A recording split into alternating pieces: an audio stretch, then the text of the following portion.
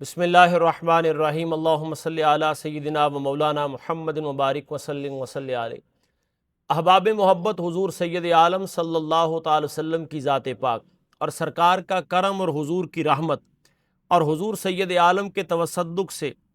سرکار کی امت پر جو رب نے کرم نوازیاں فرمائی ہیں کہ یاد حضور کو کرے اور اللہ گناہوں کو معاف کرے، تذکرہ سرکار کا کرے اور اللہ خطاؤں کو معاف کرے، نام حضور کا لے اور اللہ عبادات کا ثواب دے، اللہ صحت میں، اللہ عمر میں، اللہ زندگی میں برکتیں عطا فرمائے۔ نام حضور کا لے رہا ہے، قل ان کنتم تحبون اللہ فاتبعونی یحببکم اللہ۔ درود و سلام کے اندر ایک بڑا خوبصورت درود حضرت سیدنا ابو ہریرہ رضی اللہ تعالیٰ ارشاد فرماتے ہیں کہ جو شخص یہ درود پاک جو میں بتانے جا رہا ہوں، احباب محبت، شاید ہے آج کے دور میں 80 سال تک کوئی بندہ پہنچتا ہو، 80 سال اس کی عمر ہوتی ہو، لیکن یہ درود پاک حضرت سیدنا ابو ہریرہ، کون ابو ہریرہ رضی اللہ تعالیٰ عنہ،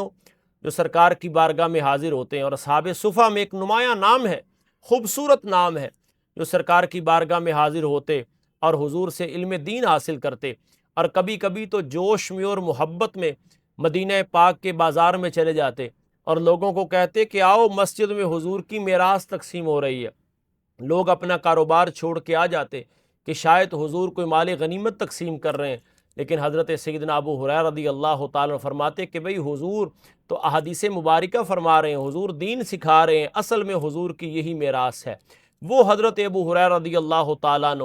کہ سرکار کی بارگاہ میں عرض کرتے ہیں یا رسول اللہ، میں تو ایمان لے آیا ہوں لیکن میری ماں ایمان نہیں لائی۔ حضور رحمت کائنات کی بارگاہ میں عرض کرتے ہیں کہ یا رسول اللہ آپ دعا کریں اللہ میری ماں کو ایمان کی دولت عطا فرمائے۔ سرکار نے دعا کے لیے ہاتھ اٹھائے، کیا خوب امام اہل سنت نے فرمایا اجابت نے جھک کر گلے سے لگایا، دلہن بن کے نکلی دعائے محمد۔ آپ نے دعا کے لیے ہاتھ اٹھائے تو حضرت ابو ہریرہ فوری اپنے گھر کی طرف چلے گئے۔ تھوڑی دیر کے بعد آئے تو صحابہ کرام نے کہا کہ آپ کو چاہیے تھا دعا میں شامل ہوتے، لیکن آپ دعا میں شامل نہیں ہوئے اور گھر کی طرف چلے گئے۔ فرمایا میں دیکھنا چاہتا ہوں، یہ حضرات صحابہ کرام کا عقیدہ ہے، یہ حضور سے محبت کا انداز ہے۔ حضرت ابو ہریرہ فرماتے میں دیکھنا چاہتا تھا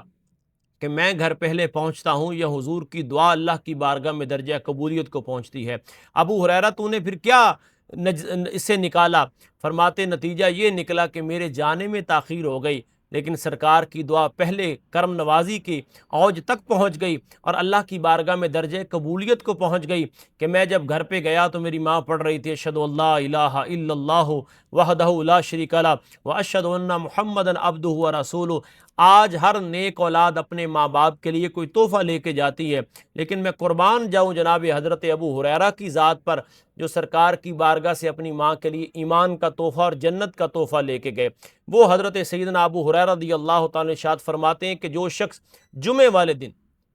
ہر جمعۃ المبارک کو جو شخص اپنی جگہ پر بیٹھے، نماز عصر اس نے ادا کی، اپنی جگہ پہ بیٹھا رہا اور اپنی جگہ پر بیٹھ کر کے حضور کی ذات پہ یہ درود پاک پڑھا، اللہم صلی علی سیدنا محمد النبی الامی وعلی آلہ وسلم تسلیما۔ فرماتے جو بندہ اس درود پاک کو